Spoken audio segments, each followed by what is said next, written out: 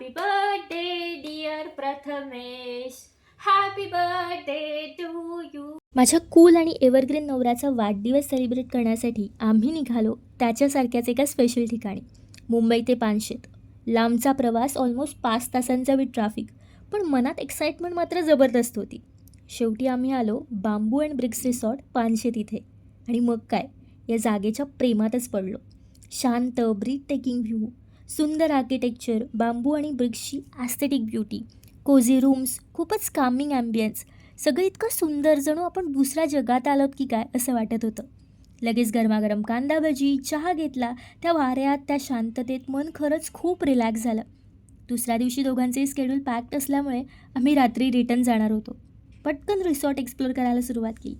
रस्त्यातला सुंदर फुलांचा सुगंध, लाँग स्विमिंग पूलचा ड्रीमी व्ह्यू, इतके सुंदर इंडोर गेम्स, प्रत्येक कोपऱ्यात एक युनिक कामिंग वाईब होतं. रेस्टॉरंटचा तो खूप सुंदर असा ॲम्बियन्स. नंतर खोलीत जाऊन पटकन केक कट केला, तयार झालो, डिनर घेतलं. मग पुन्हा मुंबईकडे, एकच विचार घेऊन की पुन्हा कधी येऊया तिथे. बिकॉज ऑनेस्टली आम्ही 6 तासात जे अनुभवलं ना, ते खूप अविस्मरणीय होतं.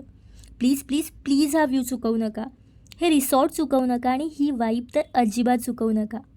बांबू and bricks resort, definitely we are coming back.